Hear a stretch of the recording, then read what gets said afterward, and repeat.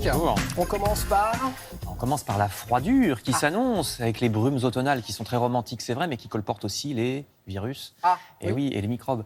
Alors, notre temps propose un dossier sur ce que le magazine appelle les aliments antivirus, sans verser dans la mode, des super aliments. On nous dit toutes les 4 matins qu'il faut manger ci ou ça.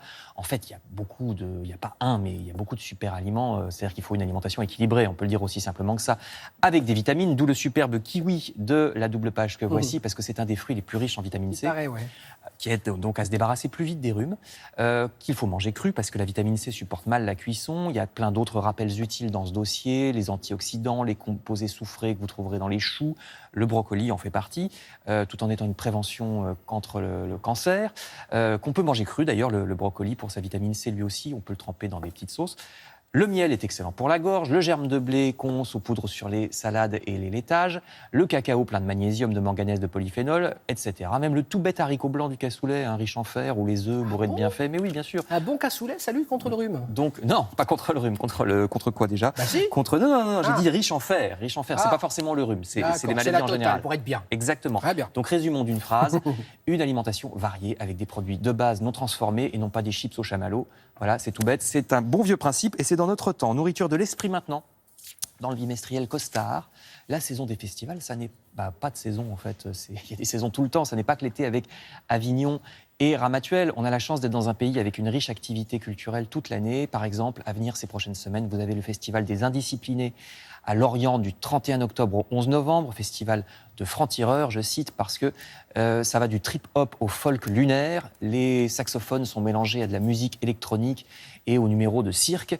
Autre festival, les Utopiales à Nantes, 20e édition du 31 octobre au 4 novembre, consacré à la science-fiction et à ce qu'elle dit de la société, parce que la science-fiction parle toujours de nous, sous couvert de parler d'une autre époque. Un festival de théâtre aussi à Rennes du 6 au 17 novembre, etc. Vous avez tout dans Costard. Alors, c'est plutôt l'ouest de la France, comme vous le voyez. Costard est un magazine de la façade atlantique. Donc, partons dans une autre région et aussi un autre temps. Voici un livre dont j'ai appris l'existence sur le très intéressant site web de l'Institut des études avancées, DOCT, Institut parisien, qui publie des articles très savants. Et alors, c'est un livre qui est l'Atlas du Paris antique, sous-titré Lutèce, naissance d'une ville, parce qu'on découvre à quoi ressemblait la capitale il y a 2000 ans.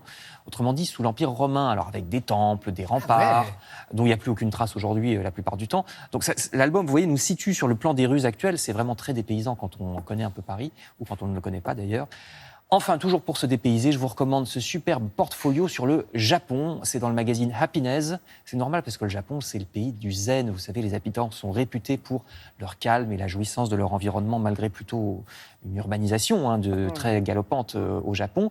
Ils sont réputés tout de même pour ne jamais louper l'éclosion des fleurs au printemps, les Japonais. Cette culture viendrait de la menace perpétuelle des typhons, des raz-de-marée, qui fait que on est bien obligé de prendre le temps de vivre.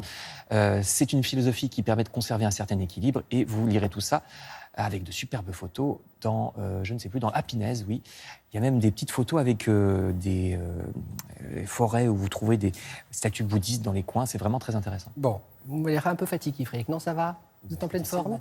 Oui, c'est le matin, mais bien sûr, En tout cas, c'était passionnant.